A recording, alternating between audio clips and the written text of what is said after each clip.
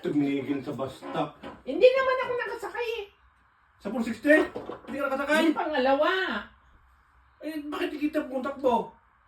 Hindi nga ako nakaabot. Dalawang hakbang na lang eh. Umandar Hindi, pa. nakasakay ka? Anak ko nga, kagumay niyo pa, nakaupo ka? Hindi kita nakita. Nakaupot ka po, hindi gumangyan ako, hindi man lang ako pinansin. Tuloy-tuloy ang ano.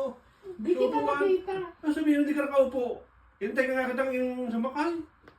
Hindi nga kita nakita. Yun niya. Pero kung sabihin, hindi ka umabot. Umabot ba ako? Patay tayo dyan. Patay ka, Che. Patay tayo dyan. Pinaraw nga yung bus, abante na. Eh, ikaw siguro, mga 3 hakbang. Akala ko dun sa pangalawa. Iya, sabi ko, masiya. Tapos hindi pa ako pinansin, do kita? Talagang yun. Eh kung nakita kita, hindi Kamusta? napansin.